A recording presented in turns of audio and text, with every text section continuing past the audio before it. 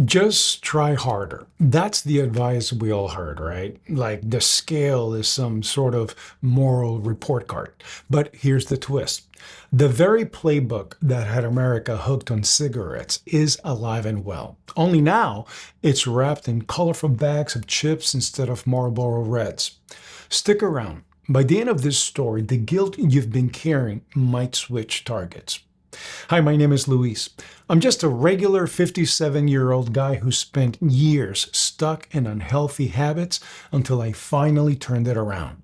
Now, every week, I share simple, science backed ways to help you reach your health goals, get fit, and live a longer, healthier life.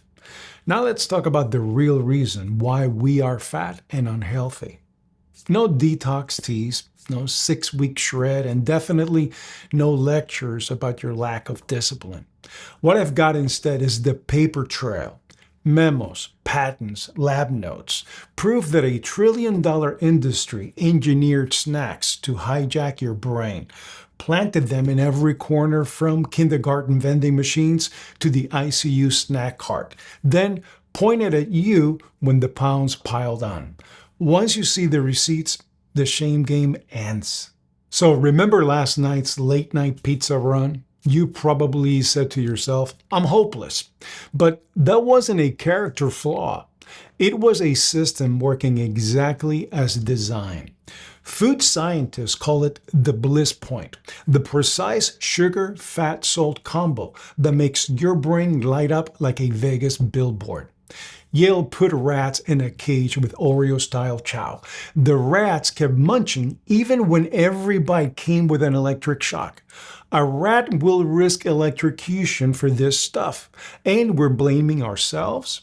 The food industry wants you to be addicted to sugar and ultra-processed foods, and this process started in childhood. You see, it's not really your fault because you have no idea what you're putting into your body. This gets passed down from generation to generation because parents have no idea what's in the so-called foods they're feeding their kids. You have an addiction that you don't even know about, and it was designed to be just like that, to keep you hooked on fake food for the rest of your life. Picture a smoky hotel conference room, 1953. Tobacco executives vow to create doubt about lung cancer. Jump to the 1980s. Many of those same suits, PR flags, and scientists slide into food conglomerates. In a 1999 Kraft strategy meeting, uncovered in a lawsuit, executives brainstormed ways to create uncertainty between processed snacks and obesity.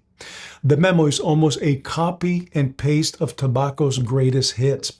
They didn't need a new playbook. They just swapped the product. An apple carries 19 grams of sugar locked inside fiber and water. Your body handles it like a slow-burning log.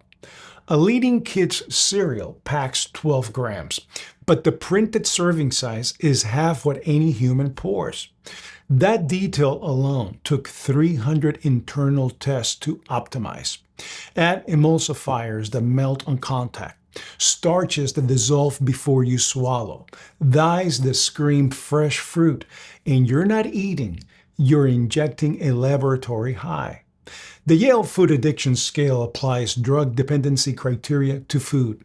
Top scorers, the neon-colored fun stuff in every checkout aisle. Ask a 7-year-old which cartoon rabbit sells gum. They know. They don't know it's an ad. Food giants do, which is why brands slip coupons into video games, sponsor math workbooks, and pay TikTokers to unbox candy. Upshot, up to half of kids' daily calories now come from ultra-processed foods. When a first grader can spot the fast food clown faster than a cow, that's not choice. It's corporate grooming with a red nose. In 1988, a large soda was 20 ounces. Today, 42 ounces, and sold as value. Our stomachs didn't stretch overnight. Profit margins did. Cornell ran the popcorn test. Give people bigger tubs, they eat 22% more. Hunger level irrelevant. Extra calories aren't a moral slide. They're a biological reflex triggered by an environment that industry tweaked for decades. In 1960, 3% of Americans were obese. Now, it's over 40%. Did human willpower evaporate in 2 generations? Or did the food landscape get weaponized? Walk any grocery aisle.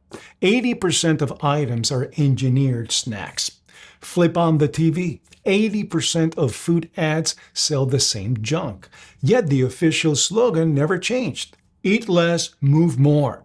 That's like yelling just swim at someone chained to the bottom of the ocean floor.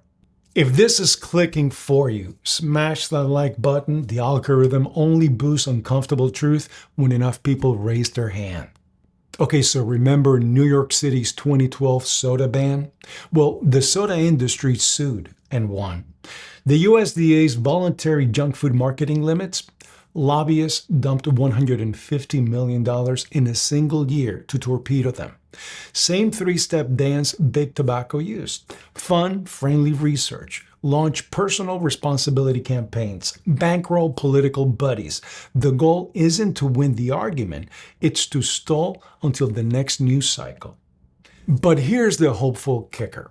Researchers who built the addiction machine also proved it can be unplugged. 2 weeks without ultra-processed food and cravings plummet. Your brain isn't defective. It's adapting to an environment that was literally built to addict it. Swap the environment and biology recalibrates. Ever meet an American who moves to Tokyo and drops 10 pounds without trying? The vending machines sell tuna and rice, not neon frosted sugar loops. So what can you do today? 1. Crowd out. Make half your plate foods without barcode. Fruit, vegetables, beans, nuts. 2. Flip the package. Read ingredients, not headlines. If sugar shows up in the first 3 lines, move on. Side note, the food industry have come up with between 60 and 80 different names for sugar so they can hide it in the food label without us knowing. 3. Vote with your wallet. Every farmer's market dollar is a little act of sabotage against the snack industry complex. 4. Teach the kids. Turn spotting sneaky ads into a scavenger hunt. Immunity beats prohibition. 5. Share this story. Their nightmare isn't regulation. It's a public that finally knows the con. So next time you feel guilty about being overweight or being sick, remember the same companies that once sold us healthy cigarettes now are selling us breakfast cake and blame us for the diabetes and for being overweight. Your body isn't broken. It's beautifully obedient in a rigged system. Hold your head high and learn every day. Don't forget to subscribe. See you in the next video.